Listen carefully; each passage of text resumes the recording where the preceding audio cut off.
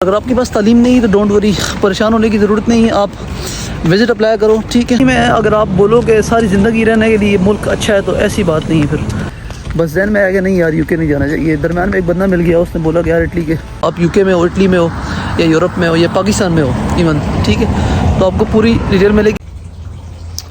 हाँ भाई, अस्सलाम वालेकुम। तो उम्मीद है कि सब ठीक हो गया, खैरियत होगी। तो अभी बस सुबह सुबह का टाइम है, 3 बजे का, तकरीबन 3:15 हो गए हैं, ज़ोहर की नमाज़ का टाइम है। तो बस नमाज़ के लिए निकल रहा था, तो मैंने कहा यार चलो एक जो है ना जहन में एक बात आई तो वो भी आपसे शेयर करते हैं डिटेल में।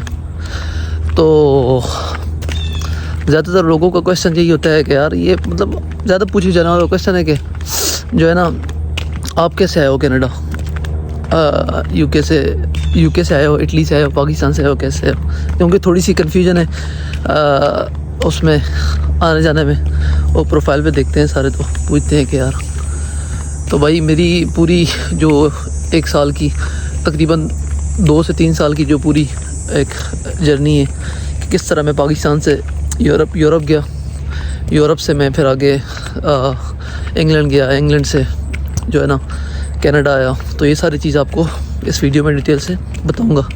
तो अगर आपको जानना है इस बारे में, आप इंटरेस्टेड हो तो वीडियो को पूरा देखो, आपको काफ़ी हेल्पफुल जो है ना इससे काफ़ी इन्फॉर्मेशन मिलेगी। अगर आप भी आना चाहो, आप यूके में हो, इटली में हो या यूरोप में हो या पाकिस्तान में हो इवन, ठीक है, तो आपको पूरी डिटेल मिलेगी कि कैसे मैं आया और आप कैसे आ सकते हो।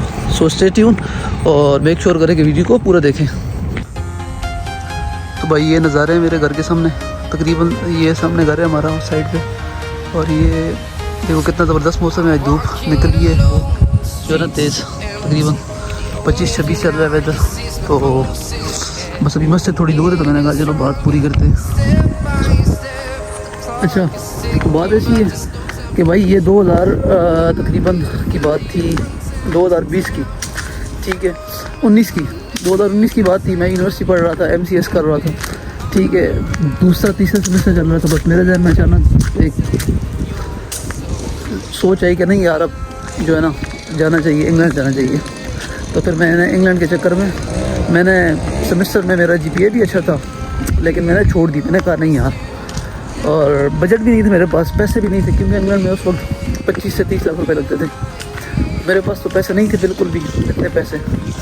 तो भाई बस फिर क्या हुआ था, पहले तो मैंने घर वालों से बात की, ठीक है, अब्बू को बोला कि मैंने जाना है बाहर, ठीक है, और हालात भी ऐसे थे कि जाना पड़ा था, क्योंकि पाकिस्तान में जिस तरह के हालात थे उस वक्त भी, अभी भी ऐसे ही हैं, ठीक है। तो वो हमने बड़ी मुश्किल से कोई ज़मीन आगे पीछे करके थोड़ी बेच बचा के, ठीक है, तो अल्लाह ने करम किया कि थोड़े पैसे बन गए, ठीक है, जो चाहिए थे। तो फिर उसके बाद मैंने यूनिवर्सिटी छोड़ दिया थी, 2 सेमेस्टर पढ़ के 3रा सेमेस्टर पढ़ रहा था, मैंने यूनिवर्सिटी छोड़ दी। और फिर उसके बाद मैं प्रोसेस शुरू किया यूके के लिए। यूके का एडमिशन आया, ऑफ़र आया, सब कुछ आया, ठीक है। बस दरमियान में फ़ीस जमा करवाई है यूके के लिए। बस जहन में आया कि नहीं यार यूके नहीं जाना चाहिए। दरमियान में एक बंदा मिल गया, उसने बोला कि यार इटली के अप्लाई करो, स्कॉलरशिप भी है और जल्दी हो जाएगा काम। तो मैंने कहा ठीक है यार, इटली भी एक ही चीज़ है। हालांकि इटली हमें पता नहीं था कि इटली भी दुनिया में कोई मुल्क है, ठीक है। तो फिर हम भाई उस बंदे के साथ रब्ते में हो गए, ठीक है। तो फिर हमें दरमियान में मेरे जहन में ऑस्ट्रेलिया भी आया, ऑस्ट्रेलिया के लिए भी मैंने अप्लाई किया, एडमिशन आया, ऑफ़र लेटर आया, मैंने फ़ीस जमा करवाई। उस वक्त तकरीबन 6,500 या $7,500 करवाई थी 2020 में। वो भी रिफ़ंड हो गई, थोड़े से पैसे ज़ाया होके। यूके वाली फ़ीस भी रिफ़ंड हो गई, इतनी में कर लिया, वीज़ा लग गया, ठीक है। मार्क्स मेरे कोई इतने ख़ास नहीं थे, ओवरऑल 60+ ही थे, लेकिन इतने इससे ज़्यादा नहीं थे। 65 मैट्रिक में 69 थे, इंटर में 65 थे, BSc में 60% थे। तो ऐसे ही मार्क्स है सारे। तो ये नहीं कि कोई एक्टिविटी एक्स्ट्रा आपके पास जो है ना कोई मार्क्स हो 90+ या 80+ तो आपका वीज़ा लगेगा, ऐसी कोई बात नहीं होती।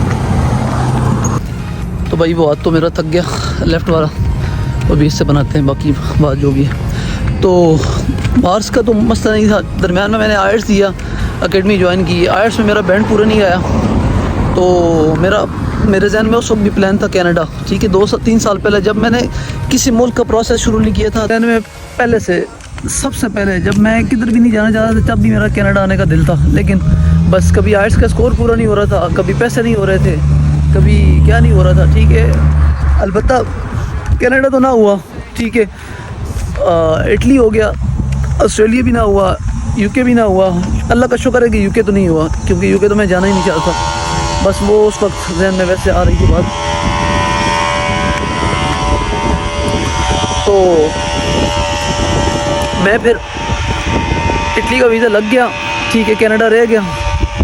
मैंने कहा ठीक है यार, इटली चलते हैं, बस सही है। उस वक्त तो वो उसको क्या कहते हैं कि जब बंदा डूब रहा हो तो एक वो जो होता है ना तिनका, वो भी काफ़ी होता है। तो उस वक्त हालात कुछ ऐसे थे कि बस जाना ही पड़ रहा था, ठीक है। तो फिर चले गए इटली, ठीक है। तो ज़बरदस्त एक्सपीरियंस रहा, 2 साल वहाँ पे पढ़ाई भी की, ठीक है, पैसे भी कमाए, अच्छे पैसे कमाए, ठीक है। इटली बहुत अच्छा मुल्क है अगर आप जाना चाहो तो। वहाँ से फिर यूके भी गए, ठीक है, नीदरलैंड भी गया, ठीक है, स्कॉटलैंड भी गया। मतलब यूरोप की काफ़ी सारी कंट्रीज़ हैं, अच्छी कंट्रीज़ हैं जो जहाँ पे लोग जाना एक ड्रीम समझते हैं। तो मैं बस अल्लाह का शुक्र उन सब कंट्रियों से घुमा फिरा हूँ। तो वहाँ से मैंने विज़िट अप्लाई किया था, ठीक है, यूके से, इटली से यूके के लिए। तो विज़िट लग गया, लेकिन on the basis of that UK visa I didn't get my Canada visa, कि मैंने कनाडा का वीज़ा, स्टडी वीज़ा यूके की बुनियाद पे नहीं लिया, ठीक है। लोग ये समझते हैं कि ट्रैवल हिस्ट्री की वजह से मेरा वीज़ा लगा है, तो ऐसी कोई बात नहीं है। ट्रैवल हिस्ट्री कोई भी नहीं थी जब मैंने कनाडा का वीज़ा अप्लाई किया था। तो भाई कनाडा का मेरा स्टडी वीज़ा आप समझ लो कि मेरा ट्रैवल हिस्ट्री के बगैर लगा है, क्योंकि स्टडी के लिए आपको ट्रैवल हिस्ट्री की ज़रूरत नहीं पड़ती। जब आप करते हो विज़िट वीज़ा तो तब ये चीज़ें थोड़ी मैटर करती हैं, ट्रैवल हिस्ट्री, बैंक स्टेटमेंट, ये सारी चीज़ें। बैंक स्टेटमेंट तो करती है स्टडी वीज़ा पे भी, लेकिन ये सारी चीज़ें आपको तब पूरी करनी होती हैं, ठीक है। तो बस मैंने भी सोचा फिर यार 2 साल हो गए इटली में, क्योंकि इटली में मुझे पता था कि यार लाइफ टाइम सेटलमेंट जो है ना सही नहीं है। बस पसंद था मुझे, बहुत अच्छा मुल्क था, बड़े ऑप्शन थे मेरे पास वहाँ पे। लेकिन इटली में अगर आप बोलो कि सारी ज़िंदगी रहने के लिए मुल्क अच्छा है तो ऐसी बात नहीं है फिर, क्योंकि वो उतना डेवलप भी नहीं है एक तो। बाकी सबसे बड़ा जो वहाँ पे इशू है वो लैंग्वेज बैरियर है, ठीक है। फिर अपॉर्चुनिटीज़ के लिहाज से भी, ठीक है, इटली इतना अच्छा मुल्क नहीं। लेकिन अगर आप बोलो कि स्टडी वीज़ा के लिए या स्टडी के लिए अगर आप पाथवे उसको इस्तेमाल करो तो बहुत अच्छा मुल्क है। आप स्टडी करो वहाँ पे, स्कॉलरशिप, फुली फंडेड स्कॉलरशिप, ठीक है। चलो ये तो बात दूसरी तरफ चली गई। तो भाई मैंने फिर सोचा 2022 में रब्ता किया मैंने एक कंसल्टेंट से। मैंने कहा यार मैंने कनाडा जाना है, पैसे भी मेरे पास हैं क्योंकि मैंने कमाए थे पैसे, ठीक है। तो भाई मैंने बात की उससे, मैंने कहा यार कंसल्टेंट से, एक मेरा कंसल्टेंट था, तो मैंने उसको बोला यार मैंने जाना है कनाडा, पैसे भी मेरे पास हैं, क्योंकि पैसे तो मैंने कमाए थे वहाँ पे, बहुत पैसे कमाए थे इटली में, ठीक है। तो उसने बोला भाई इतने पैसे लगने हैं, यही रिक्वायरमेंट से फुलफ़िल करो, डॉक्यूमेंट्स दो तो अप्लाई करना है। फिर मैंने अप्लाई कर दिया। फिर उसने मुझे बोला आइट्स करो, फिर मैंने आइट्स किया। फिर मेरा आइट्स में पूरा स्कोर नहीं आया, मतलब ओवरऑल 7 आ गया, ठीक है। लेकिन एक में 2 में 7 आ गया, लेकिन एक में 6.5 और एक में 5.5 आ गया। हाँ भाई, तो पढ़ ली मैंने नमाज। क्या हो गया यार, क्या चीज़ है मेरे शेख आ रही है, पागल तो नहीं हो गई?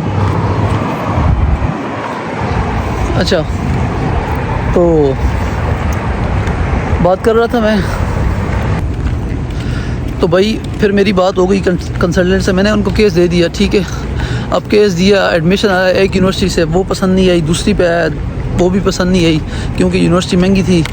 तो तीसरी चौथी यूनिवर्सिटी में एडमिशन हुआ है, अच्छी यूनिवर्सिटी थी, टॉप यूनिवर्सिटी थी कनाडा में, ठीक है। फ़ीस भी उसकी थोड़ी रीज़नेबल थी, तो उसमें एडमिशन फ़ाइनल किया, ठीक है। और जाके मैंने मार्च में उनको केस दिया अपना, और अक्टूबर में मैंने वीज़ा अप्लाई किया। और नेक्स्ट ईयर मेरा 5 महीने बाद मेरा डिसीजन आया फरवरी में, ठीक है, मेरा वीज़ा लग गया कनाडा। तो मैं कनाडा आ गया जो है ना, इटली से।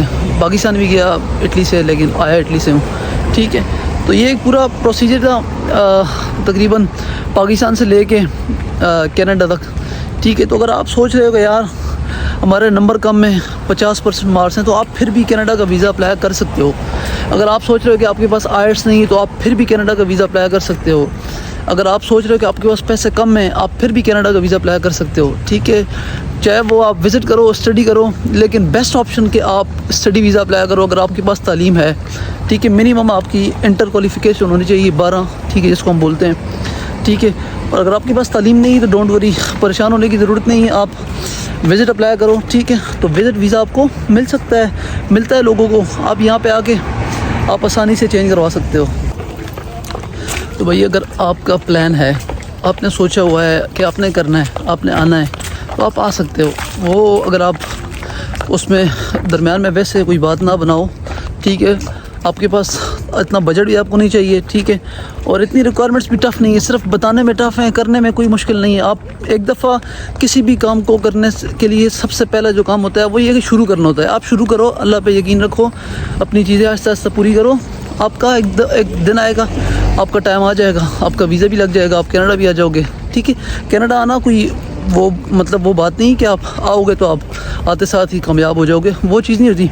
लेकिन ये कि किसी भी काम को करने के लिए आपको प्रोसेस स्टार्ट करना है, ठीक है। चाहे आप विज़िट के लिए करना है तो आज से करो, आज से अपनी ट्रैवल हिस्ट्री पे फोकस करो, अपनी बैंक स्टेटमेंट पे फोकस करो, ठीक है। तो आप विज़िट के लिए 1 साल 6 महीने बाद एलिजिबल हो जाओगे और आपका वीज़ा लग भी जाएगा। अगर आपने स्टडी वीज़ा पे आना है तो आप आज से शुरू करो। आपने अगर इंटर कर लिया है, वेल एंड गुड, नहीं किया फर्स्ट ईयर में हो, इंतज़ार करो, वेट करो, सेकंड ईयर पास हो जाए फिर अप्लाई करो। अगर आप आइट्स नहीं कर सकते, आप डुलिंगो करो, आप डुलिंगो नहीं कर सकते, आप पीटी करो, मतलब बहुत सारे ऑप्शन है आपके पास। बात सिर्फ ये है कि आपने शुरू करना है, शुरू जब तक नहीं करोगे तो नहीं होगा।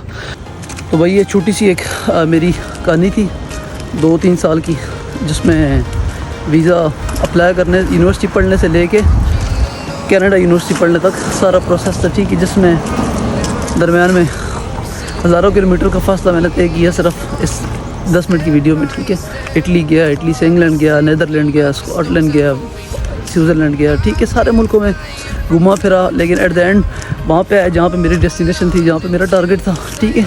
तो आप भी इस टारगेट को अचीव कर सकते हो अगर आपने ठान ली कि मैंने करना है, ठीक है। फिर आपको कोई भी नहीं रोक सकता, आप शुरू करो प्रोसेस, आज से शुरू करो, अपनी चीज़ें पूरी करो, तो इंशाल्लाह आपका टाइम आ जाएगा जल्दी। और अगर आपको वीडियो अच्छी लगी तो ज़रूर लाइक करो, शेयर करो और चैनल को ज़रूर सब्सक्राइब करो, यूट्यूब को भी और फेसबुक पे चैनल है, दोनों को फॉलो करो, आपको आने वाली हर वीडियो मिलती रहेगी। So keep watching.